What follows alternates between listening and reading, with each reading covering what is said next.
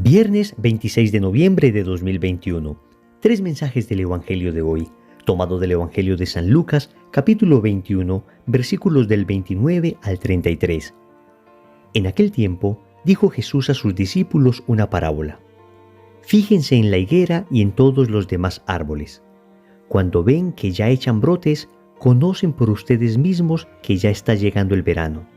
Igualmente ustedes, cuando vean que suceden estas cosas, sepan que está cerca el reino de Dios.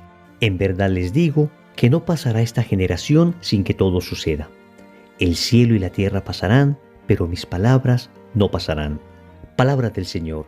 Gloria a ti, Señor Jesús. Amigos, seguimos en el discurso escatológico de Jesús. Hemos dicho ya que este discurso escatológico básicamente apunta a dos hechos, a dos realidades. El primero fue la destrucción del templo de Jerusalén, que efectivamente sucedió hacia el año 70. Y el segundo tiene que ver con los últimos tiempos, con la segunda venida en gloria de nuestro Señor. Vamos a meditar entonces tres mensajes de este Evangelio. Primero, Dios te habla.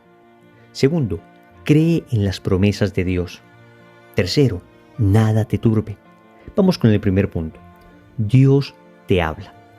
Familia, en el Evangelio de hoy el Señor nos está enseñando a escuchar su palabra. Pone el ejemplo de una higuera, que nos damos cuenta que cuando están tiernas sus hojas se acerca el verano. Y entonces dice, si son capaces de discernir los signos naturales, ¿cómo no van a discernir los signos de los tiempos? Es decir, si la naturaleza con señales nos habla de lo que viene, el Señor también con señales claras nos va a mostrar lo que viene. Entonces nos dice que discernamos los signos de los tiempos cuando empiecen a suceder aquellas cosas que Él ha profetizado. Pero más allá de eso, debemos decir que Dios siempre nos habla. Familia, no es casualidad que Jesús, la segunda persona de la Trinidad, sea el Verbo del Padre, o como le dicen otros, la palabra del Padre. Sí, querida familia, Cristo es la palabra de Dios encarnada. Por esa razón, nunca será justo decir que Dios no nos habla. Nunca será justo decir que en un acontecimiento en el que le estábamos pidiendo algo al Señor, Dios no nos respondió. Lo que debemos decir en conciencia más bien es que nosotros en ocasiones no sabemos escuchar la voz de Dios. En ocasiones estamos tan sordos que aún Dios gritándonos al corazón lo que Él quiere, no queremos escucharle. No queremos escucharle. Entonces debemos decir con claridad, Dios habla y habla fuerte. Lo que sucede es que muchas veces nosotros estamos sordos. Muchas veces al no estar habituados a la voz del pastor, no la reconocemos. Recuerden que Él dice, yo soy el buen pastor. Mis ovejas escuchan mi voz y me siguen. Sucede que muchas veces nosotros no estamos habituados a la voz de Cristo. No estamos habituados a la voz del pastor y entonces cuando nos habla no sabemos identificarla. En cambio, como dice el Señor en el Evangelio de San Juan en el capítulo 10, vienen otros que no son pastores, otros que son ladrones y usurpadores y en cambio a esos sí le seguimos. Es la triste realidad. Quien no escucha a Dios termina escuchando la voz tal vez de su propia debilidad, la voz del espíritu del mundo y en el peor de los casos la voz de Satanás. Debemos decir que Dios habla tal vez de dos maneras. Dios habla en ocasiones directamente y en otras ocasiones nos habla indirectamente. ¿Cómo habla Dios directamente? Primero, a través de las Sagradas Escrituras. Allí está diáfana la voz de Dios. Allí está clarísimo lo que Dios quiere de nosotros. Pero, ¿cómo vamos a saberlo si no la estudiamos? Si no escudriñamos la palabra, ¿cómo vamos a saberlo si la leemos poquísimo? ¿Cómo vamos a saberlo si gastamos horas y horas de nuestro día y de nuestro tiempo en series, en redes sociales, esclavos de un celular? Familia, ¿cómo vamos a saber lo que Dios quiere de nosotros si no estamos en contacto con su palabra? Si repito, estamos perdiendo el tiempo en tantas cosas. Entonces, Dios nos habla directamente a través de su palabra, pero también a través de la liturgia.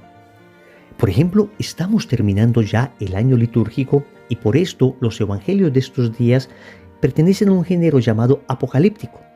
Entonces, Dios nos está hablando a través de este género apocalíptico, nos está recordando nuestras realidades últimas, nos está llamando a la esperanza de aquellos que se mantienen fieles a la palabra de Dios. Vamos a empezar el Adviento y ahí también hay un mensaje claro del Señor. Estamos llamados a preparar nuestro corazón para recibir a Cristo, para que el niño Dios nazca en él. Y así tenemos distintos tiempos litúrgicos. En la Cuaresma, Dios nos llama a la penitencia, a la austeridad, a practicar la virtud de la templanza. Luego viene la Pascua y Dios nos llama a una alegría desbordante. Ven, los distintos tiempos litúrgicos también nos van hablando con claridad de aquello que Dios quiere para nosotros. Cuando vamos a una ceremonia litúrgica, debemos prestar mucha atención. Cada palabra, cada oración, cada signo, cada ornamento que se usa es palabra de Dios para nosotros. El Señor también nos habla de manera directa a través de la doctrina de la Iglesia, a través de su magisterio. ¿Cuántas veces hay personas que se me acercan a decirme, Wilson, es que en esta situación yo no sé lo que Dios quiere? Amigos, en ocasiones bastaría conocer un poco el catecismo, bastaría conocer un poco la moral de la Iglesia, la doctrina de la Iglesia, para entender con toda claridad lo que se debe hacer. Otra cosa es que debemos pedir a Dios la gracia a través de la oración para hacer aquello que Él nos pide. Recuerdo, por ejemplo, que una señora me decía que era muy difícil para ella saber lo que Dios le estaba pidiendo. Y cuando me contó su situación, yo me di cuenta que en realidad no era difícil saber lo que Dios le estaba pidiendo. Lo que era difícil era hacer lo que Dios le estaba pidiendo. Y para ello, Él siempre nos concede la gracia. Nunca nos va a pedir algo sin darnos la gracia para hacer eso que nos está pidiendo. Entonces Dios nos habla directamente a través de la palabra, a través de la liturgia, a través de la doctrina de la Iglesia, incluso a través de la vida de los santos. Los santos, amigos, son evangelios encarnados. Cuando uno conoce la vida de un santo, cuando uno empieza a leer la vida de los santos, uno se da cuenta que todo lo que aparece en el evangelio cobra vida, que es perfectamente posible vivir así, que lo que propone Jesús no es simplemente una utopía, sino que los santos encarnan el evangelio, encarnan las exigencias de Jesús y le muestran al mundo que no solo es posible, sino que además es lo mejor que podemos hacer. Entonces, Dios habla directamente. Pero en ocasiones, Dios también nos habla indirectamente. Nos habla, por ejemplo, a través de los acontecimientos. Y allí sí no es tan fácil discernir. De hecho, en el Evangelio de hoy, el Señor nos está invitando a leer los acontecimientos. Y para ello necesitamos ser almas de oración.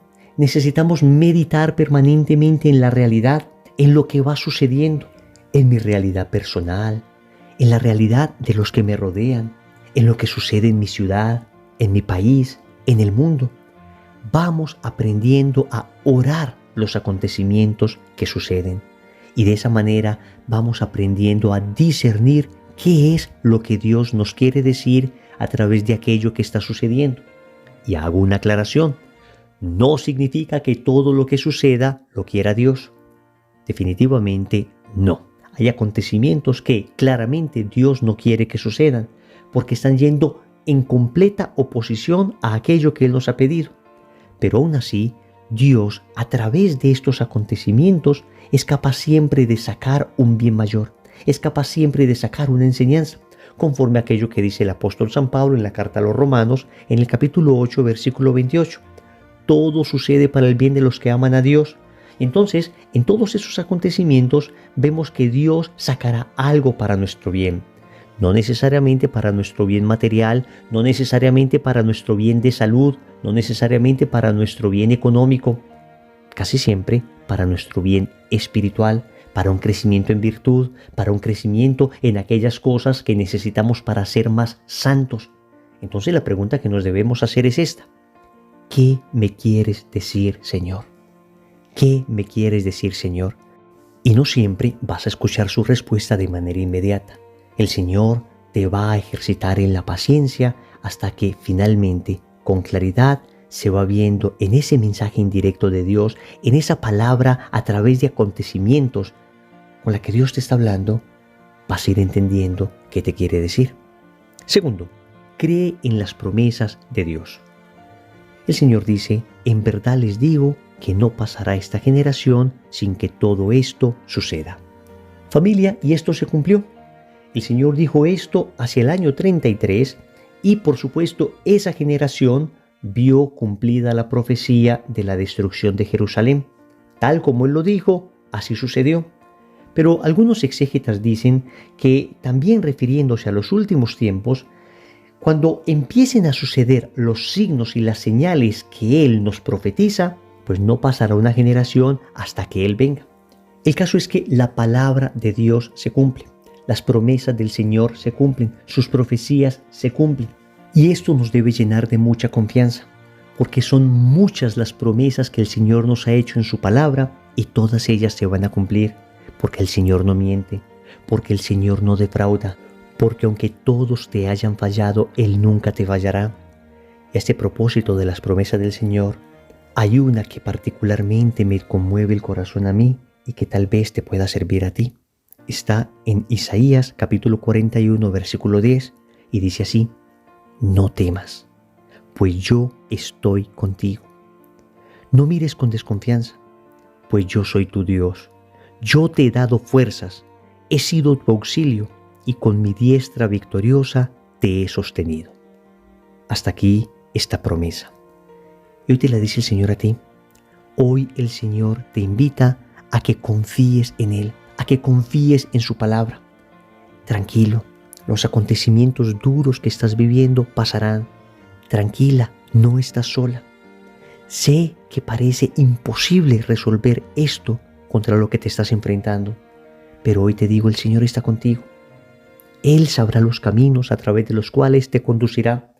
No digo que no tendrás que asumir las consecuencias de tus actos, pero te digo que si te adhieres fervorosamente a Cristo, te unes en vida de oración, incrementas tu vida de conversión, te confiesas, abres tu corazón a la gracia, verás la gloria de Dios manifestada en esta realidad.